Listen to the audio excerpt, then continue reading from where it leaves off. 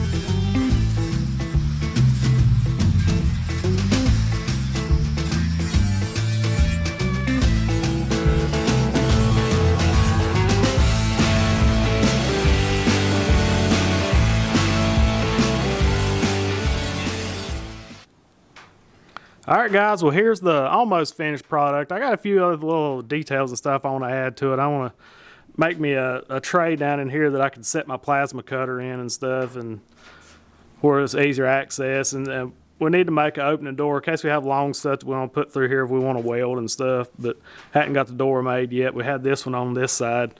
Like I said, it flips up and stuff, and I'm gonna try to figure out some way maybe put me a ventilation to it. But the cool thing is it's got the grates, you know, from the sandblasting. We used to do all the blasting, all the sand would fall down. Well, now good thing is you can lay stuff in there, plasma cut, everything funnels down to the bottom. It goes down into that little metal pail down there. I do a lot of my smaller component welding and stuff, TIG welding and stuff. You can see I've been doing a little TIGging here earlier. We got a little clamp on light, but this one works okay. I think I'm gonna try to maybe put me a LED or something that shines down. But let me know in the comments what you guys think. This is just something I've been wanting, a welding table where instead of making such a mess in the floor, everything funnels down to a good thing. And my buddy's gonna throw this away, so I was like, man, I think I can make something out of that. Alright guys, I hope y'all enjoyed this episode where we turned this old sandblast cabinet into what we consider the ultimate welding, grinding, plasma cut station thing. So just remember, somebody else's trash is probably my treasure, so go out there and build something. Hope y'all enjoyed this. God bless. We gone.